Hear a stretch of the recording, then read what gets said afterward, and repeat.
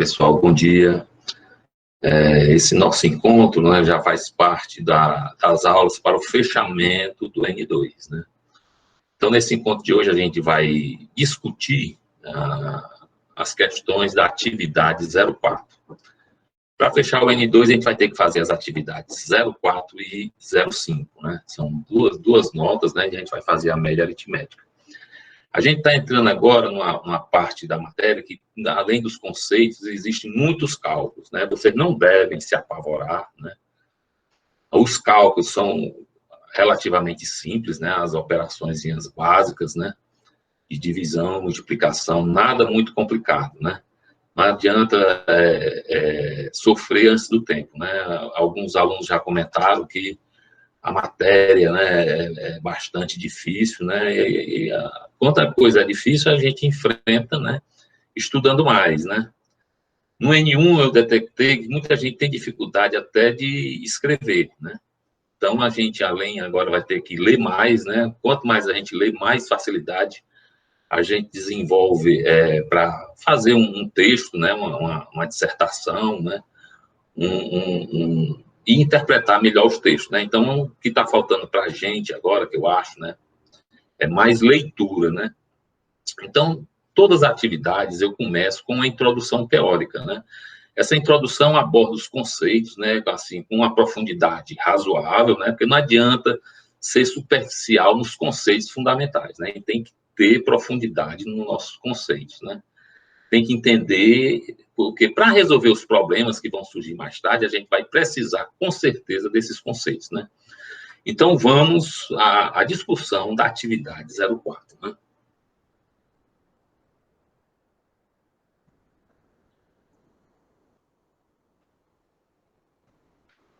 Então, a atividade 04, né, ela vai tratar, né, basicamente, desses conceitos: potencial elétrico, corrente elétrica, tensão elétrica, né, que é a tensão de uma pilha, de uma fonte qualquer, né, de um gerador, né, corrente elétrica, né, e a partir desses conceitos a gente deduz a lei de Ohm, né, que a lei de Ohm ela relaciona tensão corrente, né, e nos dispositivos que a gente começa estudando, né, a relação tensão-corrente, né, se dá através da resistência dos circuitos, né. Então, a gente vai falar de resistência elétrica, condutância elétrica, né, que mais? E potência elétrica, né. Para finalizar, para fechar, para coroar todos esses conceitos aí, né, a gente vai trabalhar com uma informação importante, né, que vem na placa dos dispositivos, que é a potência que o dispositivo pode fornecer, ou que ele pode operar, né. Então, inicialmente aqui eu faço uma revisão, né, de trabalho da força elétrica. A força elétrica é a força elétrica, escalar, vetor, deslocamento, né? Então, tem os conceitos aqui que vocês têm que dar uma lida para assentar bem esses conceitos, né? São conceitos gerais, né? E aqui nessa figurinha aqui, basicamente eu quero mostrar, né, que se eu tiver uma carga dentro de um campo elétrico, né, essa carga vai ficar submetida a uma força elétrica.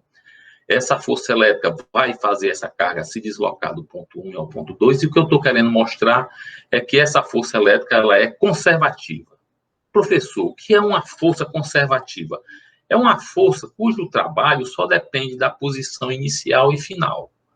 Então, eu faço algumas demonstrações aqui que eu mostro onde essa carga elétrica ela pode vir diretamente do ponto 1 para o ponto 2, ou pode vir através desse caminho, 145, né? Ou pode vir através desse caminho, né, 152, e o trabalho, né, ou o trabalho por unidade de carga, que é a diferença de potencial, é o mesmo, né? Então, a diferença de potencial aqui, como depende do trabalho, e o trabalho da força elétrica é uma força conservativa, né? Então, a diferença de potencial é a mesma, né, independente do caminho, só depende do ponto 1 e do ponto 2. Aí a gente prossegue, né, a definição de diferença de potencial, as unidades, né, de potencial, que é no caso aqui um múltiplo, né, o kilovolts, né, a unidade mesmo é o volt, né, 1 joule de energia, né, por coulomb. O que quer dizer isso aí? Para eu transportar, né, o coulomb, né, com a energia de 1 joule pelo circuito, né, equivale, né, a uma tensão elétrica de 1 volt, né. É homenagem, né, a Alessandro Volta, né, essa unidade aqui, né, volt, né, por extenso, né? E o símbolo V grande, né? Então, a unidade de tensão elétrica ou de potencial elétrico, né, é o volt. Aí aqui eu falo, né, em função da energia, né, o potencial no ponto 1 é a energia potencial no ponto 1 dividido pela carga. Né? Devido a essa característica, a energia potencial é uma grandeza escalar, a carga é uma grandeza escalar. Então, potencial elétrico é uma grandeza escalar. Então, os eletricistas, os engenheiros preferem trabalhar com grandezas escalares, né, que só depende de um número, né, de um valor seguido de uma unidade, do que com grandezas vetoriais. Então, no lugar de trabalhar com campo elétrico, né, que é bem mais complexo, a gente vai trabalhar com potencial elétrico, ou diferença de potencial elétrico, ou tensão elétrica, ou força eletromotriz induzida, né, que basicamente é a mesma coisa, né. Então, vamos trabalhar com potencial elétrico. Então, o potencial depende de quê? Depende da energia, né? Potencial elétrica daquele ponto pela carga que eu colocar naquele ponto. Ok? E a diferença de potencial seria a diferença de energia por carga, né? Aí vem, né, o trabalho da força elétrica, né? Da força elétrica devido a esse campo elétrico E', porque esse campo elétrico E' é um campo que ocorre dentro dos geradores, né? Então, o trabalho da força elétrica desse campo elétrico E', né, ele recebe outro nome, ele recebe de força eletromotriz induzida. Então, para que haja uma diferença de potencial elétrico, é necessário que haja uma força eletromotriz, né, ou uma tensão induzida. No caso aqui, eu estou usando essa nova nomenclatura, o índice S, S de sistema, tensão do sistema ou tensão da fonte, source, né? Então, o trabalho do campo elétrico interno, E', devido às reações químicas, né? Por unidade de carga, seria Q vezes E' vezes L, dividido por Q. Cortou Q com Q, ficou E' vezes L. Então, a força eletromotriz que se estabelece internamente dentro de uma pilha, né? É devido ao trabalho desse campo elétrico aqui, na movimentação dos íons positivos para o polo positivo e dos íons negativos para o polo negativo. Ok? Aí o que é que vem mais, né? Aí eu reescrevi, né, em relação a um fio, né, que se estabelece, né, entre os polos da bateria, né, um fio condutor que se estabelece entre os polos da bateria. Existe a fé interna, né? Vai existir um campo elétrico interno, porque quando começa a separar cargas positivas para cá e cargas negativas para cá, se estabelece um campo elétrico. Então, quando a bateria está totalmente carregada e em equilíbrio, esse campo elétrico E' é igual em módulo ao campo elétrico E. E para cessa a separação de cargas, né? Aí eu venho com um distúrbio externo, né? O que é esse distúrbio externo? É eu ligar, através de um fio condutor, um fio de cobre, né, o polo positivo ao polo negativo. Então, se estabelece um campo elétrico aqui na parte externa, porque tem cargas positivas aqui e cargas negativas aqui, então existe um campo elétrico externo. Esse campo elétrico se estabelece no fio e vai provocar o quê? O movimento das cargas elétricas negativas, né, rumo às cargas positivas que estão lá no polo positivo da bateria. Então, esse movimento ordenado dos elétrons, por que ele é ordenado? Porque ele é orientado pelo campo elétrico, esse campo elétrico externo que se estabelece no fio. Então, essa corrente é chamada corrente de condução, que é o movimento ordenado dos elétrons, né? Eu faço uma análise, né, desse pedaço, dessa seção do condutor, né, aqui, o campo elétrico se estabelecendo, as correntes, os elétrons, né, livres, né, os elétrons livres são elétrons que estão desligados da estrutura do átomo. Na atividade 01, né, que fazia parte do N1, eu pedi para o cara explicar, né, conceitual, o que é um elétron livre. O elétron livre não é aquele que está na última camada. Quem está na última camada é o elétron de valência. O elétron livre está desligado do átomo. Né? Ele está vagando entre a estrutura cristalina, se chocando, né, com movimento aleatório, movimento randômico. Quando eu estabeleço um campo elétrico, esses elétrons livres dos metais, né, dos materiais condutores, né, correm numa única direção. Né? Então, ele atravessa essa seção reta aqui do condutor, ou essa seção imaginária do condutor. Então, A corrente elétrica, por definição, é a quantidade de cargas, é o saldo, né? Saldo líquido dos elétrons que atravessa aquela seção reta lá do condutor, né? Por unidade de tempo. Então, a corrente elétrica basicamente vai ser o número de elétrons livres vezes a carga elementar, dividido por ΔT, que se movimenta, né? Eu já reescrevi essa equação, em outros vídeos aí eu já discuti essa equação. Reescrevo a corrente elétrica em função de quê? Em função do número de elétrons livres por unidade de volume, pela carga elementar do elétron, velocidade média de avanço dos elétrons e a área da superfície que está passando a corrente elétrica. Então, aqui eu tenho uma corrente, né, em função, né, desses parâmetros, né, uma nova visão dessa corrente elétrica, né? A unidade de corrente elétrica, coulomb por segundo, né, em homenagem a Ampère, né, Jean-Marie Ampère, recebe um francês, né, um cientista francês, recebe essa unidade Ampère, né, acento circunflexo aqui, porque está em francês, né, e o símbolo A, para a corrente elétrica, né, não é esse A aqui de área, não, né, tem nada a ver. Então, a corrente elétrica, que é a quantidade de cargas elétricas que atravessa por segundo uma determinada seção reta do condutor, ou seja, a bitola do condutor, né, é a minha corrente elétrica, a minha unidade de corrente elétrica é 1 ampere. 1 coulomb por 1 segundo é 1 ampere. Ok?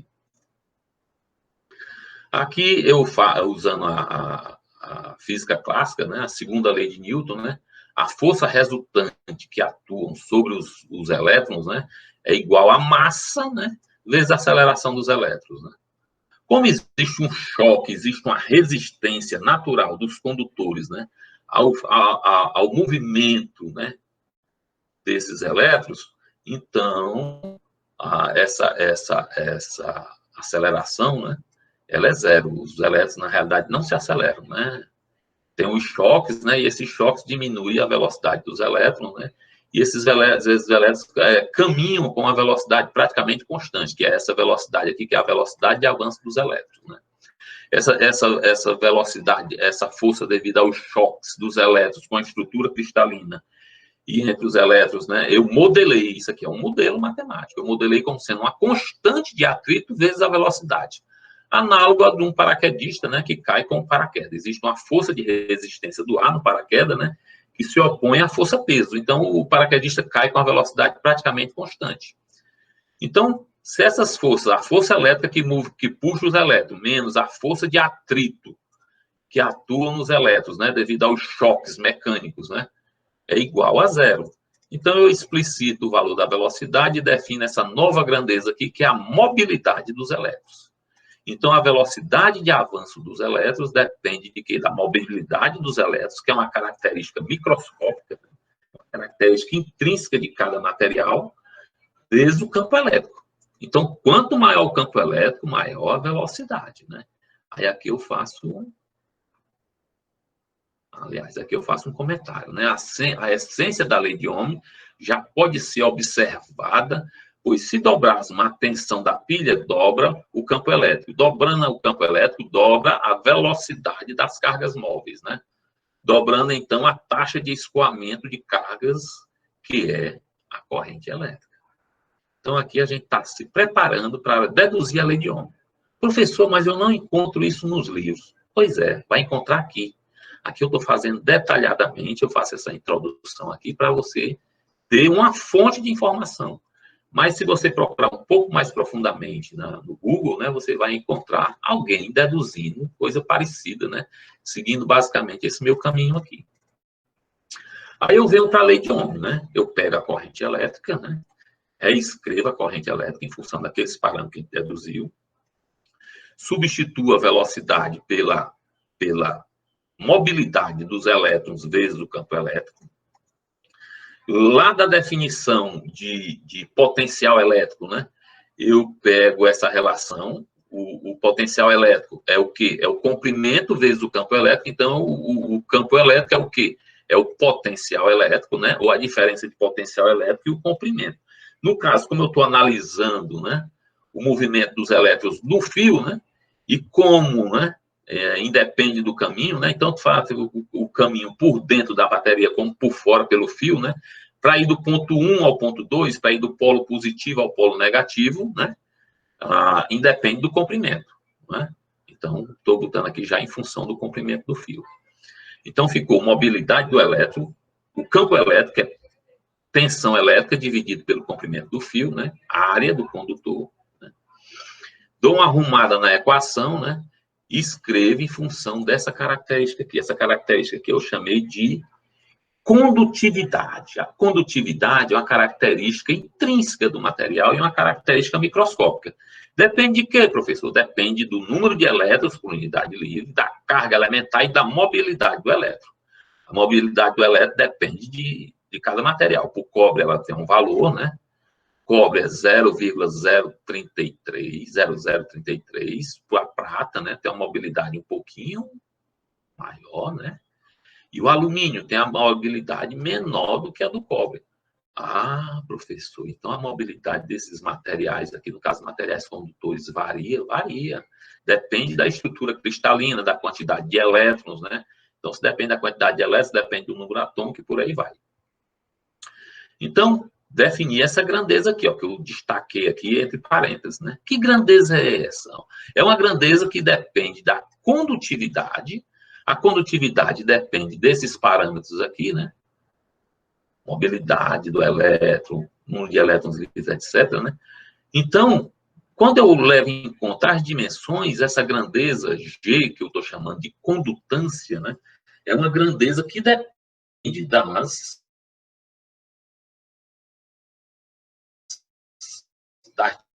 dimensões, já é uma característica macroscópica, e isso nada mais é do que ohms, né? A corrente elétrica que percorre um circuito depende de quê? Da condutância, né?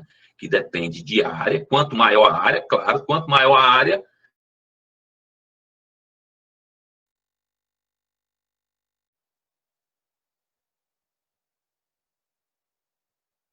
a gente percebe quanto maior a área, passar. Quanto maior, ela é inversamente proporcional ao comprimento do fio e diretamente proporcional à seção reta do condutor.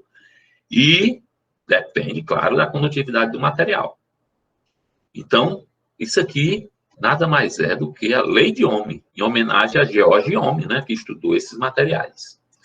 A unidade de condutância, a gente não é muito acostumado a trabalhar com condutância. Quando o eletricista automotivo vai medir uma característica de um circuito, né, de um fusível, ele não vai ver a condutância, ele vai ver a resistência elétrica daquele fusível, a continuidade do fusível. Se o fusível está bom, se ele apresenta uma baixa resistência, ele está bom. Se ele apresenta uma alta resistência, ele está ruim, né, ou uma resistência infinita.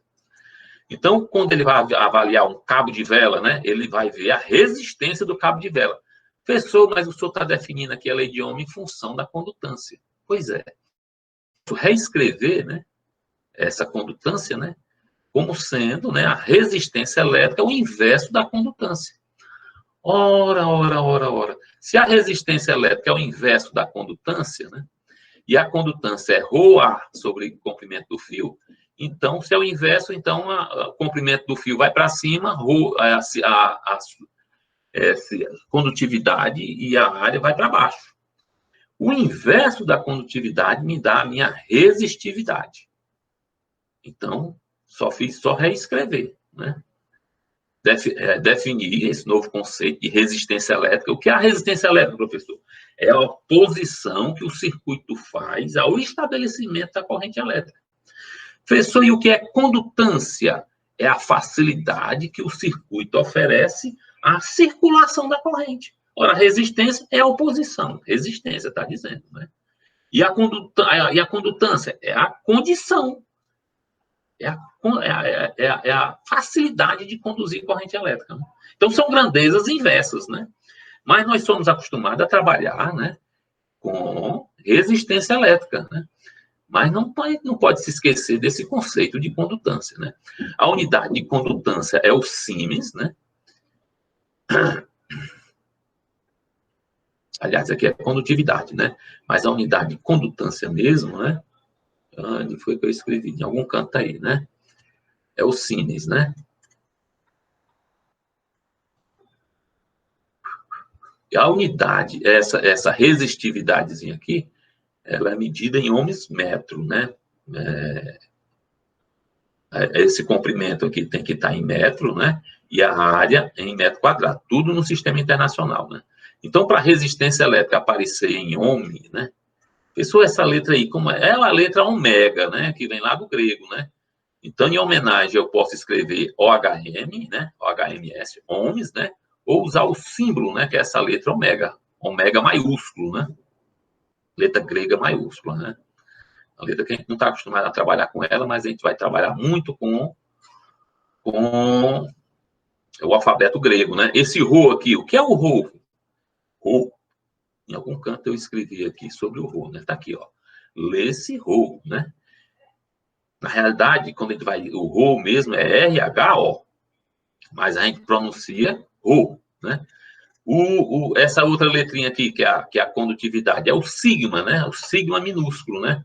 Aqui é o Rho minúsculo, né? E por aí vai. São letras gregas, né? Então, a gente vai trabalhar muito com a resistência elétrica em função dos parâmetros físicos do dispositivo, em função do tipo de material que está embutido aqui na resistividade, do comprimento do fio e da área do condutor, a área do fio, a área de onde está passando a corrente elétrica, né? Então, a lei de Ohm ela pode ser reescrita como, né? Pegando aquela equaçãozinha lá da condutância, né? A tensão elétrica é resistência vezes corrente.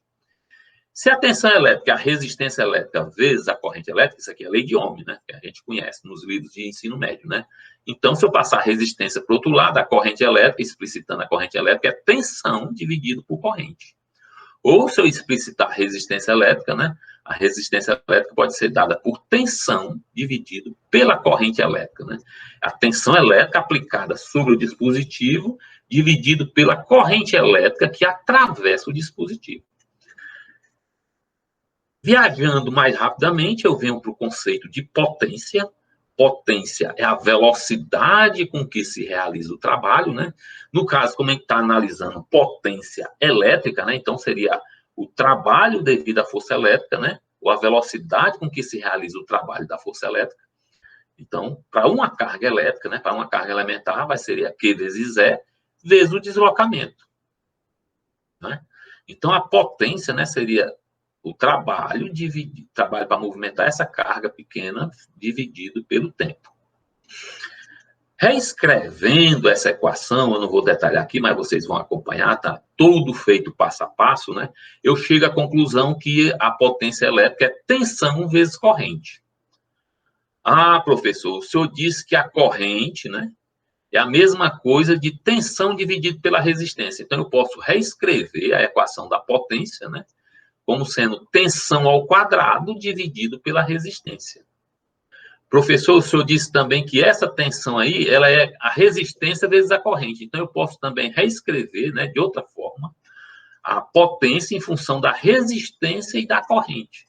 Então, tem três maneiras de a gente calcular a potência do dispositivo. A tensão aplicada no dispositivo vezes a corrente, ou a tensão sobre o dispositivo ao quadrado dividido pela resistência do dispositivo, ou a resistência do dispositivo vezes a corrente, a corrente ao quadrado que atravessa esse dispositivo.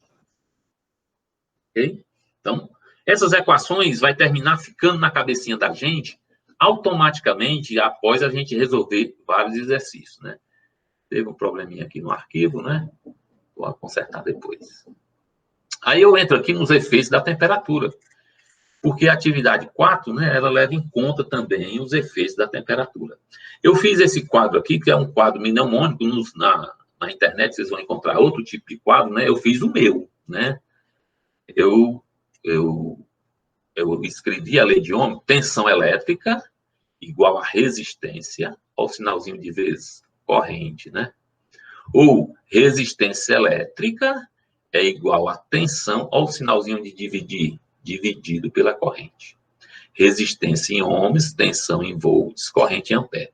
Corrente é a tensão dividido pela resistência, né? Mesma coisa eu fiz para a potência aqui do lado de baixo. Aproveitei e fiz um hexágono aí, né? A potência é tensão vezes corrente. Tensão em volts, corrente em ampere. Potência em watts, né? Em homenagem a James Watts, né? Que desenvolveu essa teoria de potência, né? A rapidez com que realiza o trabalho. E aqui eu fiz um quadro geral, né? Onde eu tenho, né? Potência, escrita de várias formas. Tensão vezes corrente. Tensão ao quadrado dividido por resistência. Resistência vezes I ao quadrado. Aquelas equações que a gente viu acima, né? A tensão, potência dividido por corrente, né? Pode ser também. Raiz quadrada de potência vezes resistência e por aí vai, né? Então, é um quadrinho que mostra todas as equações relacionadas, né? Relacionando lei de Ohm, né? E essa lei da potência elétrica, né? Aí eu venho para cá, onde eu mostro, né, que nos metais, normalmente, o que é que acontece? Quando aumenta a temperatura saiu de T0 para T1, a resistência do material aumenta. Professor, por que aumenta essa resistência? Porque aumenta a vibração da estrutura cristalina. Quando essa estrutura cristalina começa a se movimentar, a aumentar o seu nível de oscilação, ela dificulta a passagem dos elétrons. Se dificulta a passagem dos elétrons, há um aumento da resistência elétrica, né? Então, o que é que acontece? Ó?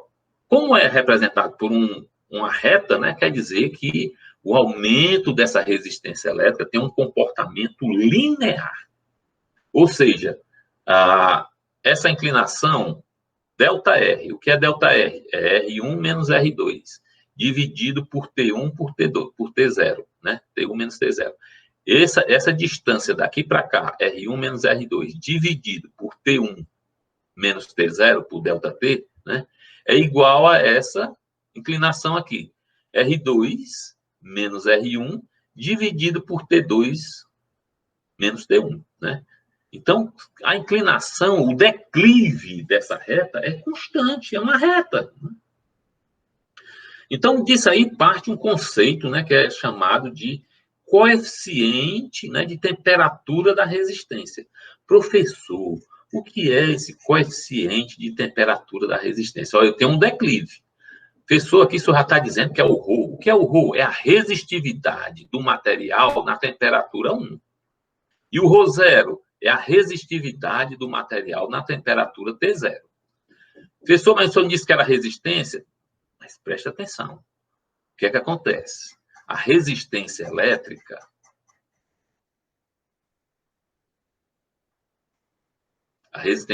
depende basicamente de quê? Da resistividade, é proporcional à resistividade do material, é proporcional ao comprimento, quanto maior o comprimento, inversamente proporcional à área.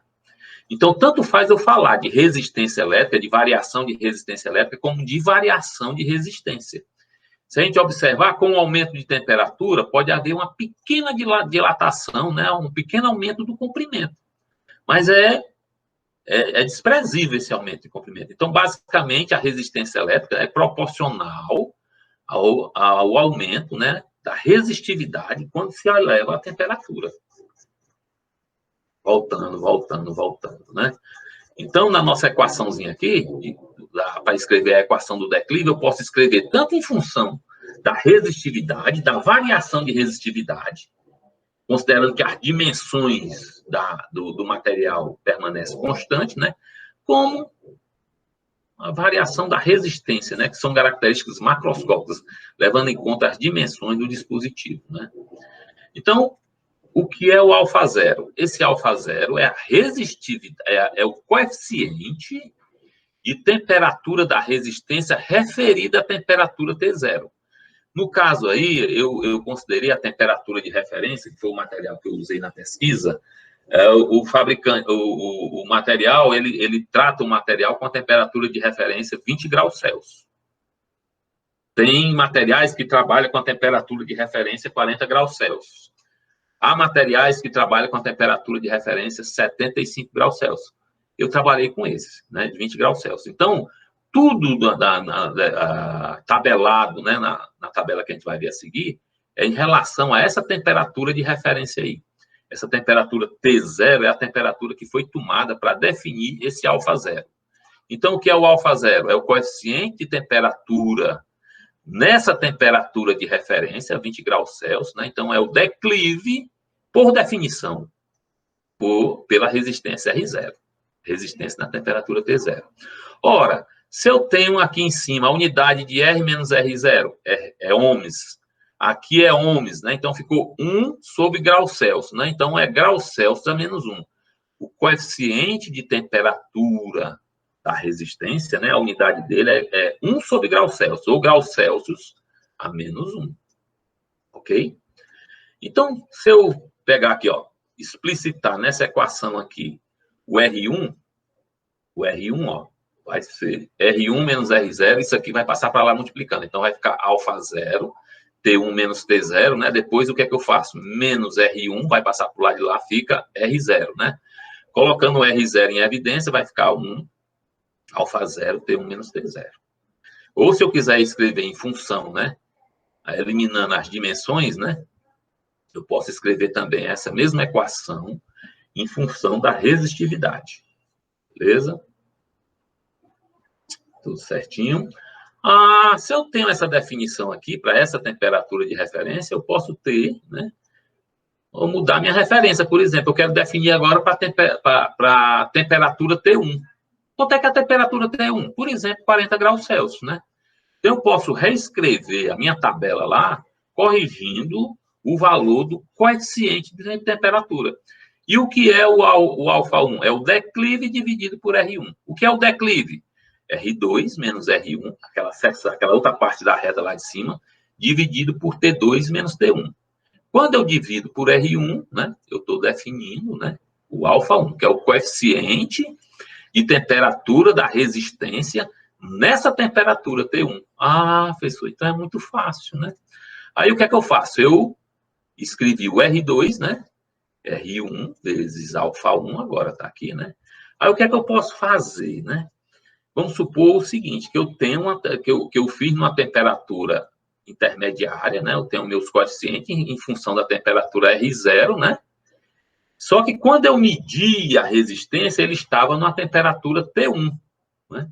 E eu quero levar a resistência para uma temperatura T2. Fechou, o senhor complicou tudo agora.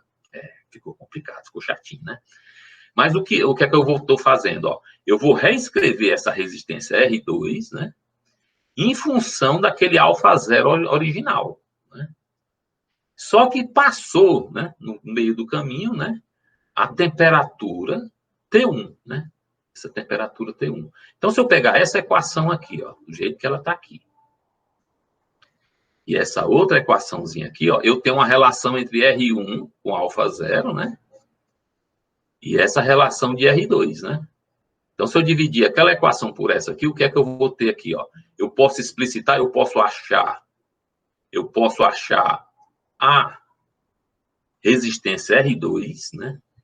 Que foi medida na temperatura T1, ou seja, eu tenho um valor de R1 que foi medido na temperatura T1, né? E utilizar um coeficiente de temperatura que eu calculei nessa temperatura de referência T0. Isso é interessante, professor. É interessante que eu não preciso agora estar fazendo correções, né? Basta eu utilizar essa equação aqui, né? Ter o valor do coeficiente de temperatura para essa temperatura T0, né?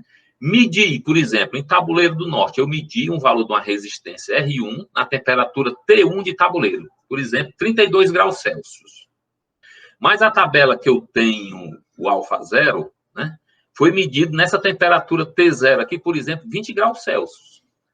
Então, para quanto é que vai a minha resistência, professor? Se lá em tabuleiro, aquela resistência que eu medi em tabuleiro, na temperatura ambiente de tabuleiro, 32 graus, né, para ser amigável, né? 32 graus. Mas quando eu coloquei o dispositivo em operação, ele foi para essa temperatura T2. Então, eu tendo a temperatura T2, a temperatura T1, a resistência R1, né? E a temperatura T0 dos valores que foram medidos, esse alfa 0 aqui, eu estimo o valor de R2, né? Beleza? Já corrigido, né? Então, mais na frente, a gente vai resolver uns exercícios para sentar poeira em relação a essa equaçãozinha aqui. É coisa chatinha, né? Mas a gente tem que passar por isso, né? Aí, aqui eu estou listando os materiais. Olha o que foi que eu peguei. Eu peguei um material é esse, um livro. Peguei um livro que ele especifica a resistividade. Professor, o que é a resistividade? É a característica intrínseca do material, aquela característica microscópica do material que está relacionado com a condutividade, né? Que está relacionado com a mobilidade dos elétrons, etc., que está relacionado com a estrutura cristalina. Então, esse manual que eu peguei, né, ele usa a temperatura de referência 20 graus Celsius. Então, ele diz, ó, o alumínio, né, a resistividade do alumínio em ohms metros, né, é 2,8 vezes 10 a menos 8. São coisas baixíssimas, né, a resistividade. Resistividade do chumbo, né, a resistividade do cobre, que interessa para a gente, 1,7. A resistividade do cobre sendo menor do que a do alumínio, quer dizer que o cobre é um melhor condutor do que o alumínio. Ok? Aí você vem para cá, ó. Você vem para cá, por exemplo, cadê? A prata 1,6, não, aqui, ó. Aí você vem aqui para a platina, professor, e me falaram que a platina é o melhor condutor de eletricidade. Não. A platina, né, a resistividade dela é 1,7, é 1,1 vezes 10 a menos 7, ou seja, ela é bem maior, né, do que a do cobre, 10 a menos 8, né? Então, aqui também eu tenho, né, o coeficiente de temperatura para o cobre, né? Graus Celsius a menos 1, né? 3,9 vezes 10 a menos 3. O do alumínio, ó, bem semelhante, bem parecido, né? Do chumbo tá aí, o estanho, o ferro, né? Bem maior do ferro. E tem aqui, ó, os materiais que a gente usa para fazer resistência, né? A condutividade baixíssima, né? Ó. Aliás, a condutividade baixa, né? A resistividade elevada, né? Ó. 10 a menos 1 em relação a 10 a menos 7. Esse material constante, que é 60% cobre, 40% níquel, né? O níquel cromo é utilizado para fazer resistências de laboratório, resistências de precisão. Ok? Então, basicamente, são os materiais semicondutores, ó, o silício e o germânio, ó. Materiais não muito... não conduz bem a eletricidade, porque a resistividade é elevada, né? Eles têm, normalmente, 4 elétrons na última camada. Então, esses 4 elétrons da última camada, são difíceis de se desligar, né, dessa camada. Né? São muito presos ao núcleo, né? Vamos para frente. Então, primeiro exemplo aqui, ó. Resistência de um condutor metálico ferro, 20 ohms, 18 graus. Né? Calcular sua resistência se ela for arrefecida a 0 graus. Professor, o que é arrefecida? Arrefecida é que ela é esfriada, né?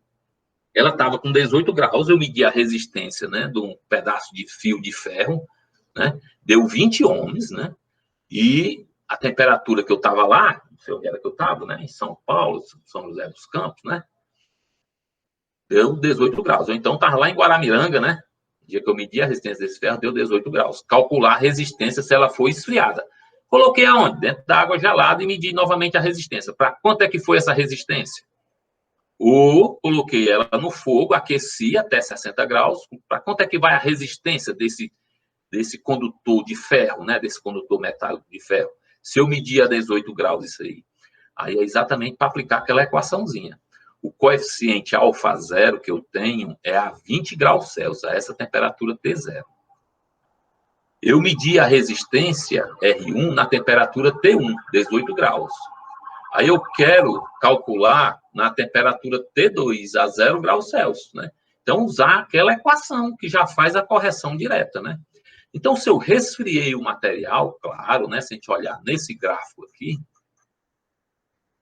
o que é que acontece? Eu estou nessa temperatura aqui. Se eu baixar a temperatura, trouxer para 0 graus, a resistência diminui. Então, aqui eu tenho uma resistência a 0 graus. E se a resistência a 18 graus era 20 ohms, né? Se eu baixei para 0 graus, a resistência diminuiu para 18. Professor, mas variou muito pouco, mas variou, né? Se eu elevar a resistência para 60 graus, é a mesma equação, né? Só que 60 graus agora, né? T2 é 60 graus. Mas aí, esse probleminha aqui, que eu usei essa equação direta, que eu deduzi lá em cima, né? Então, o que é que eu fiz aqui? Professor, eu não me lembro dessa equação. Então, o que é que eu vou fazer? Outra maneira de fazer é corrigir a resistência para 20 graus Celsius. Corrijo a resistência para 20 graus Celsius e depois eu recalculo para a temperatura T2, 0 graus. Então, eu calculei a resistência R1, né? A partir da resistência, aliás, eu calculei a resistência R0, né? Que é a 20 graus Celsius. Eu tenho o valor do R1, então eu tenho que explicitar esse R0 aqui. Explicitando R0, vai ficar R1 sobre esse pá. A resistência corrigida para 20 graus Celsius, 20,2. Professor, a resistência medida a 18 graus era 20 ohms, né? A 18 graus. Se eu aumentei 2 graus, a resistência aumentou 2 décimos de ohms. Está coerente. Depois que a gente faz as continhas, a gente tem que discutir para saber se esse resultado, né, é coerente com a teoria. Ok? Aí depois eu recalculo. Eu tenho uma resistência a 20 graus Celsius, né? Recalculo R2, né? Eu quero que a temperatura T2 seja 0 graus, né? Eu já tenho a resistência R0, que é os 20 ohms corrigido para a temperatura de 20 graus, que é 20,2, recalculo, dá o mesmo valor do anterior, né? Então, o raciocínio aqui é capcioso, né? Tem que interpretar bem direitinho os conceitos, né, para poder resolver essa questão. Professor, isso é muito difícil. Eu digo, eu passei muito tempo para desmistificar isso aqui, mas depois que a gente se acostuma, o negócio é se acostumar. Eu tenho que pegar um exemplo, como é que a gente aprende a resolver problemas, né? A gente tem que pegar os exemplos, dar uma estudada nos exemplos, ler os conceitos no livro, estudou os exemplos, né? E aí, a partir daí, vai ver os exercícios propostos. Os exercícios propostos normalmente começam com a gradação, começa com os mais simples, aplicando as equações diretamente, depois vai exigindo um pouquinho de raciocínio. Aqui não dá tempo a gente ir crescendo gradativamente, então aqui a gente já foi logo pegando o raciocínio lá em cima. Vocês vão ter dificuldade? Não, mas a gente vai resolvendo, né, lendo, né, tem que aprender a ler, tem que se concentrar, tem que sentar e ler para resolver essas questões. Tem que ler aqueles conteúdos lá de cima, né, para ter os conceitos bem vivos na cabeça, né. Aí aqui eu fui para o item B, que eu quero agora aquecer. Eu aqueci a resistência, né, a 60 graus Celsius, usei a relação direta, né, aquela relaçãozinha lá de cima da dedução, a resistência R3. O que é a resistência R3? É na temperatura T3. Ora, se eu elevei a temperatura e a 18 graus, a resistência era 20 ohms, né, a 60 graus foi para 24, aumentou 4,24 ohms, né? É um aumento considerável com o aumento da temperatura, né? Então, quando os equipamentos estão em operação, normalmente o que é que acontece? Eles aquecem. Quando eles aquecem, eles alteram a resistência interna deles. Então, isso aí, o que é que a gente vai fazer mais na frente? A gente vai medir, né, essas variações. Professor, vamos ver na prática isso aí, vamos ver na prática, né, essa variação de resistência que surge devido à variação de temperatura. Ok? Então, prosseguindo, né? Aqui eu faço um pequeno comentário, né? Não vou esticar demais nos comentários aqui, mas vocês vão dar uma lidazinha, que basicamente o que é que eu comento, né? Eu fui técnico de manutenção da Coelce. Então, o que é que a gente fazia na Coelce? A gente chegava na subestação, media as características de um equipamento. Media, por exemplo, a resistência específica de um equipamento. Aí, o que é que acontece? A Coelce, ela tem um plano de manutenção preventiva. Então, um ano depois, eu retornava à Coelce, né, aquela subestação, e media aquele mesmo equipamento. E comparava como é que havia variado essa resistência desse equipamento.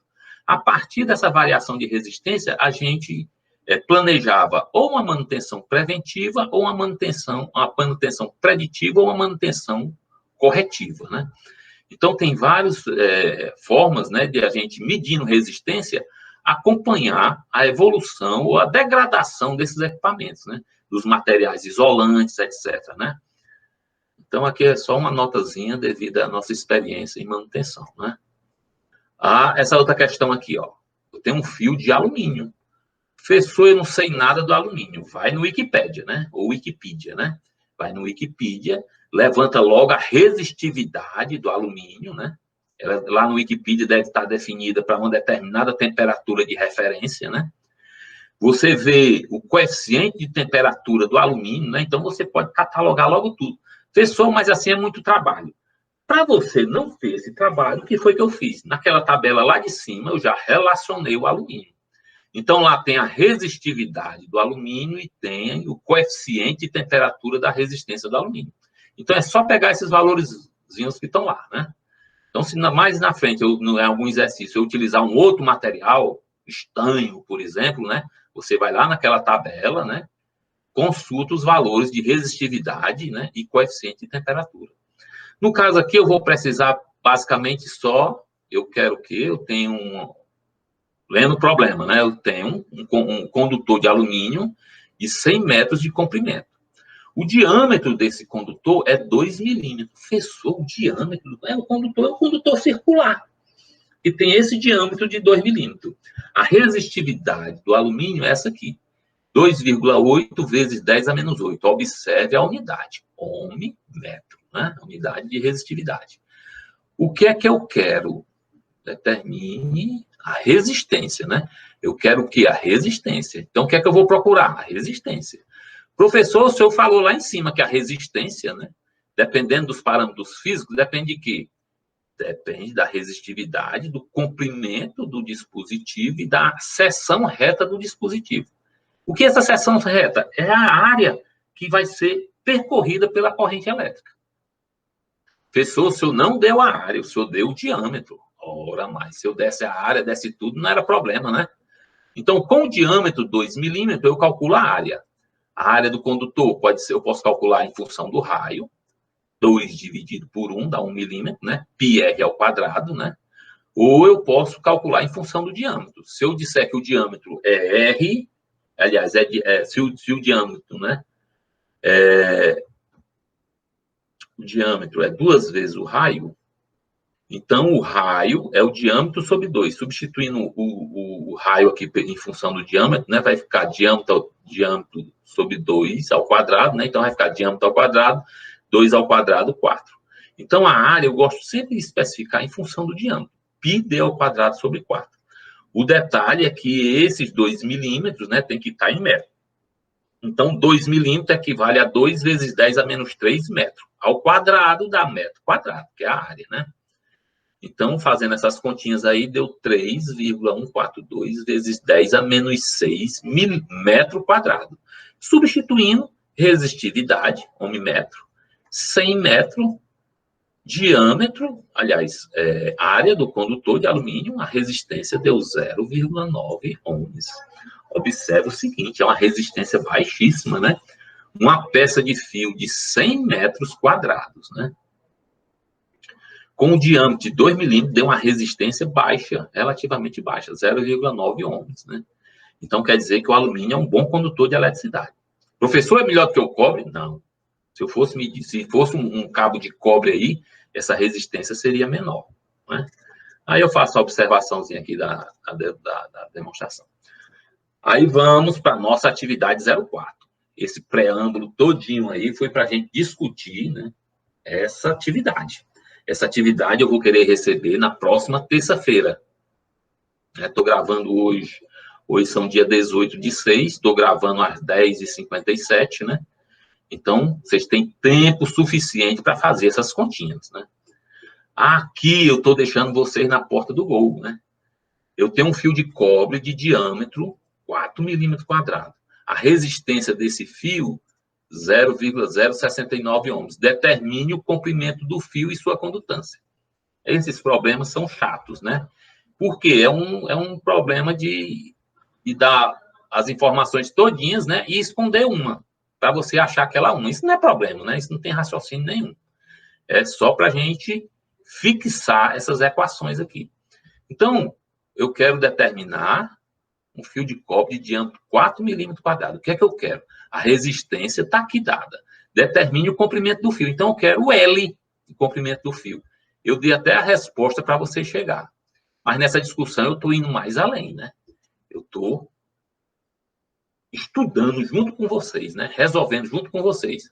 A área do condutor, πd ao quadrado sobre 4, a área de 1,26 vezes 10 a menos 5 metro quadrado. A resistência do fio vai ser a resistividade do cobre, ou o Rho do cobre, comprimento do cobre, área do cobre. Substituindo tudo isso aí, dá aproximadamente 50 metros. Na solução, vocês vão ter que mostrar essas continhas todinhas. Eu vou subir aqui rapidamente para a gente não copiar, né? Mas vocês vão parar o vídeo e vão lá e pesca, né? Dá uma pescadazinha aí na dica do professor, né? A condutância do fio, inverso da resistência. Professor, por que sobre essa questão? Para a gente se lembrar desse conceito condutância, né? Então, se a resistência elétrica é 69 miliohms, né? A condutância é 14,5 siemens, né? E por aí vai. Aqui são os vários símbolos, né? Siemens, né? Ou mho. Professor, por que é mho? É porque é o inverso de ohm, OHM. Professor, existe essa unidade? Tem alguns livros antigos que usavam isso aqui, né? Não faz parte do sistema internacional, né? Mas eu estou dando informação que pode ser que você pegue um manual das antigas, né? E esteja escrito mho. O que é mho? 14,5 mho. É a unidade de condutância, né? É equivalente ao siemens, né? É o inverso de ohms, né? Se é o inverso de ohms, eu tenho aqui, ó, o ohm, a letra grega ômega, né? Invertida. Professor, onde foi que o senhor achou esse símbolo? Na internet, né? Ok? Aí, aqui eu estou esticando, né? Em termos de conteúdo, né? Uma informação que os fabricantes fornecem é a chamada resistência específica. Professor, o que é a resistência específica ou linear? É o seguinte, você dá a resistência do condutor por unidade de comprimento.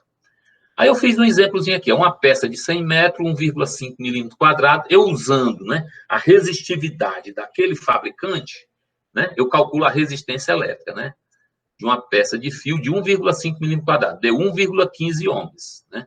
A resistência específica seria o quê? 1,15 ohms, que é a resistência dos 100 metros, né, dividido pelo comprimento, 100 metros. Então, essa resistência aqui, ó, 0,0115, né, ohms por metro.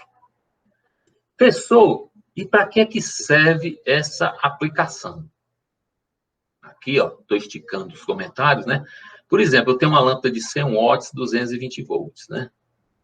Aí eu vou alimentar essa lâmpada de 100 watts, 220 volts com um cabo que tem 5 metros de comprimento, um cabo de cobre de 1,5 milímetro quadrado, que é utilizado em instalação elétrica residencial. Se a lâmpada vai ser ligada por um fio, né? Por um cabo, por um fio de 5 metros de comprimento, como tem o fio que vai a corrente elétrica e o fio que volta a corrente elétrica. Então, o comprimento total de fio, 10 metros. Se eu tenho a resistência específica, né, do fio de cobre, né, esse valorzinho aqui, se eu multiplicar pelo comprimento 10, eu tenho a resistência do fio de cobre, que foi utilizada para ligar essa lâmpada de 100 watts, 220 volts. Professor, e essa informação aqui serve para quê?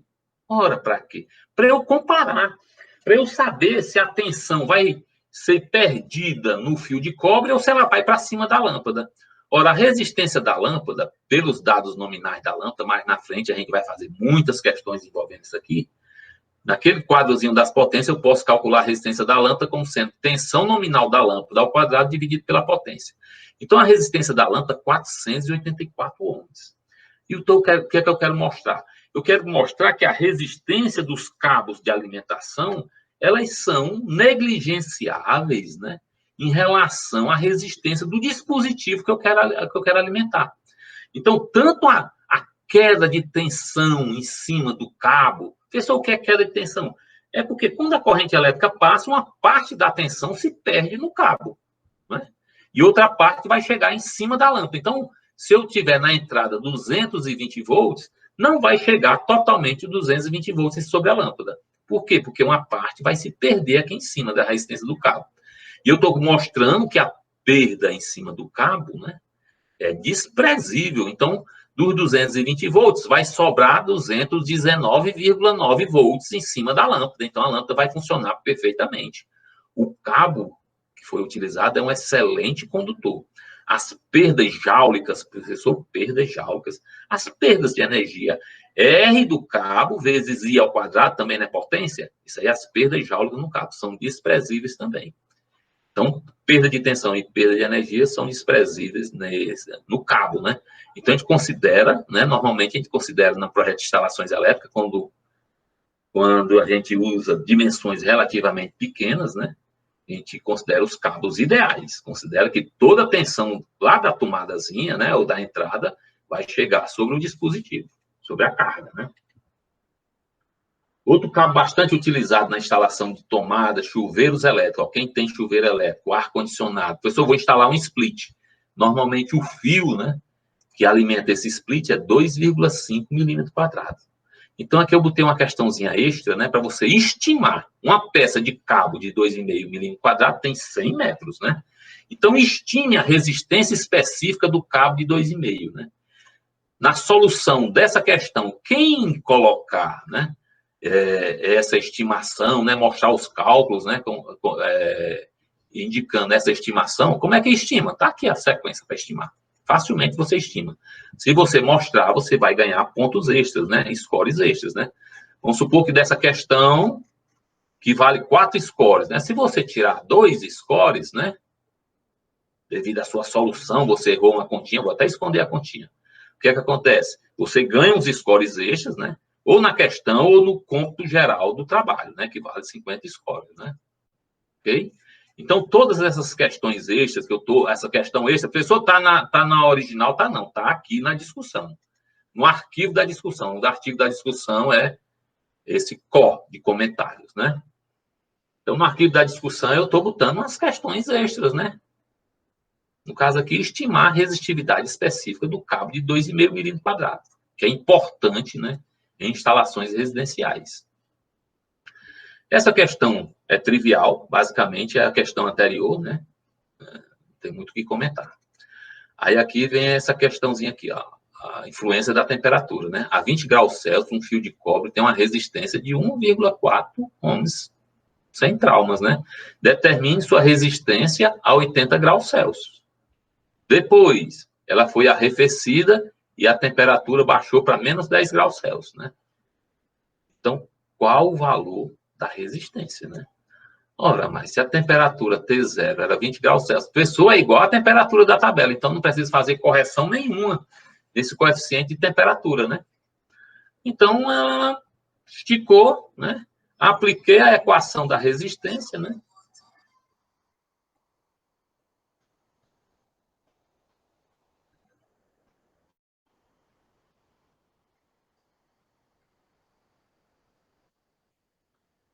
A resistência deu 1,73 ohms, né? E a menos 10, ela vai dar 1,24. Vocês vão fazer as continhas, né? Ok? Aí, essa questão aqui é a questão capciosa, né? Se a 25 graus Celsius, o coeficiente de temperatura de uma resistência é 0,0045 graus Celsius a menos 1, qual o seu valor a 0 graus Celsius? O que é que eu estou querendo determinar? Eu estou querendo determinar o coeficiente de temperatura que foi me dado, né, a 25 graus Celsius, né, aqui, um determinado material, um determinado condutor, e eu quero com o coeficiente de temperatura a 0 graus Celsius. Para quê, professor? Por exemplo, a minha tabela, né, a minha norma que eu vou utilizar na medição do meu equipamento, ele quer que essa correção seja feita para 0 graus Celsius. Então, eu preciso a correção da resistência, da temperatura de um equipamento, né? Da resistência do equipamento. Então, eu quero o valor corrigido. Aqui a resposta. O pessoal tem que só chegar nisso aqui, nesse valorzinho aí. Como tem um certo raciocínio, eu desenvolvi aqui rapidamente. Ó. Eu defini alfa zero, que é o declive sobre R0. Pessoal, de onde é que eu encontrei? Lá na teoria, lá em cima. O alfa 1, que é o declive sobre o R1. Né? Como o declive é o mesmo, pessoal, por que o declive é o mesmo? O declive é o mesmo porque é a equação de uma reta. O coeficiente angular da reta é constante. Então, eu posso cortar essa parcela de cima com essa parcela de baixo. Então, se eu dividir alfa 0 por alfa 1, esse declive desaparece, né? e sobra só 1 sobre R0 dividido por 1 sobre R1. Quando a gente tem divisão de fração, o que é que a gente faz? A gente inverte a segunda, né? Então, ficou R1 por R0. Professor, mas o R1 o que é? É R0 vezes 1 mais alfa 0, T1 menos T0. Ora, mas aí o que é que eu faço agora? Eu elimino o R0. Então, eu tenho agora, né, o alfa 1, explicitado da equação de cima, né, eliminei o R0, em função de alfa 0. De alfa 0, né, e da temperatura que eu quero levar. Como eu quero o alfa 1, né, na temperatura T1, que é 0 graus Celsius, né, basta eu fazer essas continhas aqui, né? Então, questãozinha capciosa.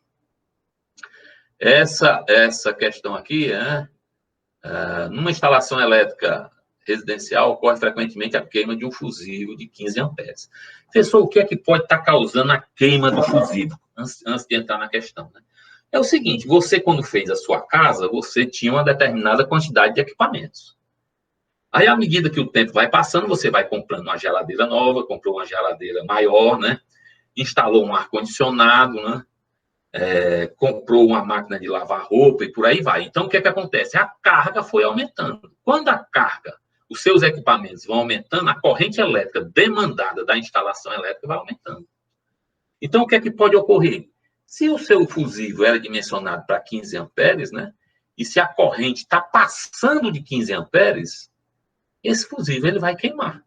Por que está passando? Né? Porque houve uma renovação das cargas, né? Uma ampliação das cargas. Mas, e por que existe esse fusível? Né? Esse fusível aí é colocado no circuito basicamente para proteger os cabos de alimentação. O fio elétrico, a gente vê que ele aquece. Então, quando ele trabalha com 15 amperes, a temperatura do cabo vai até a temperatura máxima limite que o material isolante suporta. Presta atenção nessa frase. Quando a corrente nominal do cabo está passando pelo cabo, o cabo se aquece. E ele vai aquecer até a temperatura máxima limite que ele suporta. Então, o fusível, para que serve o fusível? Para não deixar a corrente aumentar, ou seja, não deixar que a temperatura passe dessa temperatura máxima limite e o cabo se queime, né? O cabo se derreta e haja um incêndio na instalação. Então, o fusível serve para proteger a instalação. Então, para tentar prolongar a vida, uma pessoa leiga, né? Aqueles eletricistas de calçada, né? Troca esse fusível por um de 30 amperes. Essa solução é muito fácil, né? Então, se ele trocar só o fusível, né? Tirar o de 15, botar o de 30, e não trocar o fio, o que é que vai acontecer? Esse fio vai derreter fatalmente, né? Então, discuta as implicações dessa troca. Já discuti, né? Então, tanto o fusível como o disjuntor, olha, estou acrescentando outro equipamentozinho aqui, que é o equipamento mais moderno, usado hoje, né? Nas instalações residenciais. O disjuntor serve para proteger a instalação elétrica. Basicamente, os cabos de alimentação contra correntes elevadas, ou seja, além da capacidade de condução do cabo, como sobrecargas ou sobrecorrentes e curto-circuito, o fusível protege contra curto-circuito e tem uma velocidade de atuação muito rápida. A vantagem do fusível, né, é que ele, quando passa uma corrente estúpida por ele, no caso de um curto-circuito, né, que a temperatura iria se elevar bruscamente, né, ele age rapidamente e desliga o circuito. Ele parte, né, e desliga o circuito. O disjuntor também tem essa mesma função. Só que o disjuntor, quando a gente bota um disjuntor no circuito, ele protege mais detalhadamente o circuito de acordo com a magnitude da corrente. Se tiver havendo somente uma sobrecarga, por exemplo, né, a corrente estava 15 amperes, né, que é a corrente máxima do dispositivo, se eu tiver um disjuntor de 15 amperes e a corrente chegou a 16, 17, tem uma sobrecarga, né? Está passando. Mas o que é que acontece? Até chegar na temperatura máxima limite, vai demorar um tempo. Então, o disjuntor, ele tem uma proteção temporizada contra essa sobrecarga, né? Quanto maior a sobrecarga, né, mais rápido ele vai atuar. Se essa sobrecarga for leve, né, ele vai demorar um certo tempo para atuar, esperando que essa sobrecarga, né, desapareça. Então, é uma proteção mais inteligente, né? O disjuntor, ele tem essa característica, né? Se a sobrecarga não é muito grande, ele está ali aguentando, né? Não vai não vai desligar rapidamente, né? Mas o disjuntor também ele tem uma proteção contra curto-circuito. Se no caso agora, né, no instante do curto-circuito, né, o que é que vai acontecer? O fusível atua rapidamente. O disjuntor ele tem uma proteção magnética, né, que atua também com a velocidadezinha razoável, né, não tão rápida como o fusível, né, mas ele protege também contra curto-circuito. Então, se a elevação de corrente for elevada, como no caso do curto-circuito, o disjuntor tem uma proteção interna magnética, né, que atua na proteção do curto-circuito. E na sobrecarga, né, ela tem uma proteção térmica. Aí o cara casa a proteção térmica, né, de acordo com o projetista, né, do caso da instalação. Ah, professor, tem projetista? Tem projetista para especificar corretamente os condutores e os disjuntores da instalação elétrica, onde ele verifica a capacidade, né, dos condutores, casando com a característica nominal do disjuntor. Cada disjuntor tem sua corrente nominal. Por exemplo, um disjuntor para essa instalação aqui, eu estaria um disjuntor de 16 amperes, né? Então, ele protegeria tanto contra a sobrecarga como para o circuito. Não vou esticar demais, não, tem muito comentário aí, né? Aqui, né, basicamente, eu dei as contas todinhas, né? Eu tenho, né, um chuveiro elétrico que trabalha no inverno, né? No inverno, não, no verão, né? Deixa eu ver. Instalação elétrica de um chuveiro elétrico cuja a inscrição na placa é 2.800 watts. Se eu quero aquecer mais a água, né? Eu boto nessa posição, 4.400 watts, por exemplo, no inverno. No verão, a água não precisa ser tão quente, então eu coloco nessa posição, 2.800 watts, né? Ele tem duas posições, 3 posições, desligado, verão, inverno, né? 220 volts, esse chuveirinho. Então, no verão, 12 amperes, no inverno, 20 amperes, né? Então, o que é que eu quero que vocês calculem aqui? Ó? Calcule o número de elétrons que atravessa, em média, uma seção reta do fio em 1 segundo. Tem que prestar atenção nessa informação. Então, corrente elétrica o que é? É carga por tempo. Então, a carga que atravessa, né, o condutor em 1 segundo vai ser a corrente vezes 1 segundo. Então, 12 vezes 1. Né? 12 coulomb. Professor, e a quantidade de elétrons? Vai ser o número de elétrons que está passando no verão. Vai ser a carga dividido pela carga elementar. Eu não fiz as contas. Professor, e quando for no inverno? No inverno é 20 amperes. Vai ser 20 vezes 1. Então, não vai ser mais IV, vai ser II. Esse subíndice de inverno, né? Super simples a questão, né? Aqui, considere que o filamento de um tungstênio, questão 7, né? 40 watts, de uma lâmpada, né? 40 watts, 110 volts, é cerca de 3 vezes 10 a menos 2 milímetros. Isso aqui é informação do fabricante da lâmpada, né? E a bobinazinha que foi feita esse filamento, né?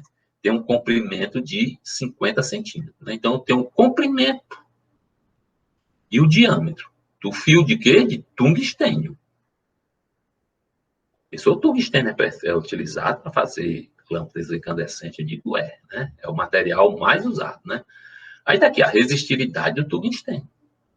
A 20 graus Celsius. Professor, a resistividade dele não é muito alta, não, né? Não, né? É da ordem de grandeza da do cobre, que é 10 a menos 8, né? Mas qual é a característica do tungstênio? Por que a gente usa tungstênio, né? É porque ele tem uma temperatura de fusão elevadíssima, né? Da ordem de 3.000, 4.000, 5.000 graus, né? Não estou lembrado aqui quanto é que é o valor. Mas a diferença aqui, eu vou usar o material, é de acordo com aqui, como eu quero uma lâmpada, né? E eu quero que essa lâmpada não queime rapidamente, né? Ou facilmente, então eu uso um material que aguenta a temperatura, que é o tungstênio. Tudo a 20 graus Celsius. Determine a resistência elétrica da lâmpada quando ela está desligada. Ora, quando ela está desligada, ela está na temperatura ambiente, né? Então, eu vou utilizar os parâmetros físicos. Ok? Depois, eu quero a resistência do filamento da lâmpada ligada. Ora, quando ela está ligada, é porque ela está dissipando esses 40 watts, né? E tem 110 volts aplicados sobre a lâmpada. Resistência a frio, né? Vai ser o quê? Rho L sobre A. Tem tudo aí para calcular, né? Resistência quente. Eu tenho tensão da lâmpada e potência da lâmpada, tensão ao quadrado dividido pela potência. Professor, mas é muito fácil isso. Eu digo, é só ler e interpretar. Né? Não tem nada de difícil, né? Aí no item C, a temperatura que atinge o filamento da lâmpada, sabendo que o coeficiente de temperatura do tungstênio... eu fui atrás. O coeficiente de temperatura do tungstênio é esse aí. Então, o que é que eu tenho? Eu tenho, a resistência da lâmpada ligada, ou seja, eu tenho a resistência R1 da lâmpada quente. E eu tenho a resistência da lâmpada desligada. Eu tenho a resistência R0 na temperatura ambiente, 20 graus Celsius, né? Que foi calculado tudo com 20 graus Celsius. Então, eu tenho a diferença de resistência. Tem uma temperatura a frio, determina a temperatura quente, que é a temperatura de operação. Só usar aquela equaçãozinha. Aí aqui eu resolvo rapidamente, né? Para mostrar que não tem dificuldade nenhuma, a resistência a frio, eu faço aqui uns comentáriozinhos domesticados, né? Os valores tabelados para o coeficiente de temperatura, considera a temperatura de referência 20 graus Celsius. Embora a temperatura ambiente no Ceará seja um pouco maior, 28, 30 ou 32 graus Celsius, vai depender da hora do dia, essa influência é muito pequena no valor do coeficiente. O tungstênio, né, símbolo W, possui a resistência a frio R0, né, a 20 graus Celsius, né, tá aqui ela. Professor, se eu quiser corrigir para a temperatura de 32 graus Celsius, você faz. Eu tenho aquelas equações passadas que a gente já viu, né? Você pode estimar a resistência na temperatura ambiente do Ceará, por exemplo, 32 graus Celsius, né? Ok? Tem uma resistência a quente, lâmpada operando, né? Que é a resistência R1, calculada aqui, né? E quero agora, no item C, né? Estimar o valor da temperatura de operação T1. Então, eu conheço o R1, conheço o R0, conheço o alfa 0, né? Então, R0 vezes 1, R0 vezes alfa 0, etc., distributiva, né? Esse R0 vezes 1, passando pelo outro lado, eu tenho um ΔR. Então, vai ficar alfa 0, R0, ΔT, variação de temperatura. Explicitando ΔT e tal, e explicitando T1. Tá aqui a equação que eu vou usar. Apliquei a equação, a temperatura chega a 2.241 graus Celsius, a temperatura, né, da lâmpada quente, né? A temperatura, a lâmpada quente, ela tem uma certa potência de radiação, ela tem um certo fluxo radiante. Professor, você já está entrando nas características de luminoteca. Não, só para dar um plus, né? Então, tem um fluxo de radiação. O fluxo de radiação é devido a essa temperatura aqui, elevadíssima, né? Desse fluxo de radiante, né, uma parte desse fluxo radiante se transforma em fluxo luminoso, né? Então, tem essas grandezas, né? Fluxo luminoso. Em torno de 20%, né, do fluxo radiante se transforma em fluxo luminoso. Então, por isso que a lâmpada incandescente ela foi deixada de lado, né? Hoje a gente quase não usa, né? Só eu nos meus experimentos aqui, né? Para mostrar o funcionamento da lâmpada, né? Como o rendimento da lâmpada, né, é muito baixo, né? De toda a potência elétrica que ela consome, apenas 20% se transforma em luz, né? Em luz visível, né? Então, o rendimento é baixíssimo, né? 20%. Aí aqui, mais um plusinho, né? Valendo, né? Melhoria dos 50 scores, né? Corrige o valor do coeficiente, coeficiente para a temperatura ambiente, né? A gente já fez um exercício, né? Eu quero que a temperatura seja a temperatura de tabuleiro, não 20 graus Celsius, então eu corrijo o coeficiente de temperatura, você sabe fazer isso, que eu já mostrei lá na questão 3 ou 4, né? Recalcule o valor de T1. Qual o erro percentual cometido em não se fazer as correções? Aqui eu já estou dando a dica, né? Se você fizer as correções todinhas, a temperatura vai para 2.344,7 graus. Professor, tem que chegar nesses valores tudinho para o seu considerado? Digo, né? Você vai recalcular o coeficiente de temperatura para 32 graus, né? Vai fazer a correção e depois vai calcular a resistência. Depois calcular o erro percentual. Professor, como é que eu calculo o erro percentual? O valor real é esse aqui, corrigido, né? Menos o valor estimado a 20 graus Celsius, né? Dividido pelo valor aqui, né? Vezes 100. Então, vai ser a diferença dividido por esse valor vezes 100.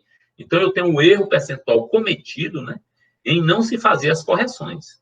O erro absoluto, né? 2.344 menos 2.241, aproximadamente 100 graus Celsius. O erro cometido em torno de 100 graus Celsius. E o erro relativo? Dividido por 2.344. Então, você apresentando esses resultados, você tem plus, né? Incremento na sua nota, né? Então, vamos fazer tudo para a gente se recuperar na média dessa segunda, do N2, né? Aqui é pesquisa, né, pessoal? Eu quero que você pesquise sobre as características de uma bateria alcalina, né? Pessoal, o que é que tem na bateria comum? A bateria comum, ela tem um eletrólito, né? Tem um eletrólito misturado com sílica, né? Com amido, né? Aí esse eletrólito é um eletrólito pastoso. Na pilha comum, esse eletrólito, né, é de hidróxido de magnésio. Na pilha alcalina, esse hidróxido de magnésio é substituído pelo hidróxido de potássio. Então, para você fazer uma abordagem assim sucinta, né, sobre o funcionamento da pilha, né? A pilha ela tem o cátodo, que é o grafite, né, o carvãozinho, né? E tem o anodo, que é feito pela placa que circula a pilha. Então, vocês vão procurar, existem muitos arquivos em PDF, né? Mostrando, né? Existem muitas videoaulas mostrando o funcionamento dessas pilhas. A pilha comum e a pilha alcalina. No caso aqui, eu quero os comentários sobre a pilha alcalina. Que comentários são esses? São basicamente a substituição do hidróxido. Pessoal, o que é um hidróxido, né? Hidróxido de magnésio é o MnOH. Quando vem a hidroxilazinha, a pessoa só se lembra disso, eu não lembro, eu estudei, né? Eu estudei em 1900 antigamente na escola da dona Teté, e ela falava muito que as bases, o que caracteriza a base é a hidroxila. E o que é hidroxila? É o OH, né? Então eu me lembro até hoje, né? Com meus 60 anos, ainda me lembro. Vocês que estão a cabecinha mais fresquinha, né? Deve se lembrar também. Então, existem as bases, né? E esse eletrólito, né? Que é formado por essa base, né? Na bateria comum é o hidróxido de magnésio. E na bateria alcalina é o hidróxido de potássio. Pessoal, como é que é o hidróxido de potássio? Vocês vão atrás dessas informações, né?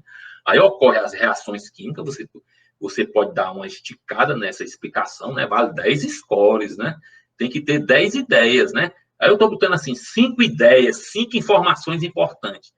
Pessoal, se eu disser que a bateria alcalina é melhor do que a bateria comum, isso é informação importante? É não, porque todo mundo já sabe. O que é importante é você dizer que foi substituído, que a reação é melhor, que ela consegue fornecer uma capacidade de corrente maior, né? E por aí vai. Essas que são informações importantes da pilha alcalina. Ah, a pilha alcalina é boa. Isso não é informação importante. No N1, muitas informações. Eu pergunto, o que caracteriza, né, um material condutor? Ah, ele conduz bem a eletricidade. Aí pronto, o cara está satisfeito. Eu não estou satisfeito com essa informação. Eu posso explicar pela estrutura, pela teoria eletrônica, que os materiais condutores ele tem um excesso de elétrons livres, né? E esses elétrons livres estão desligados daquela história, né? Que a gente já sabe. Mas tem gente que botou o material condutor, ele é bom condutor de eletricidade. O isolante, ele não conduz bem a eletricidade. E o semicondutor, ele conduz mais ou menos. Isso é resposta que um aluno do terceiro ano D, para uma pergunta dessa. Se eu não me engano, teve uma introdução que eu fiz aí numa aula passada, que eu falei do Niels Bohr, né? Quando estudante, né? Que ele questionava, né, as respostas que o professor queria. Mas nesse caso aí, essa resposta aí é muito simplória, né? Você pode dar uma resposta com suas palavras, né? E ela não ser muito simplória, ter fundamento, né? Não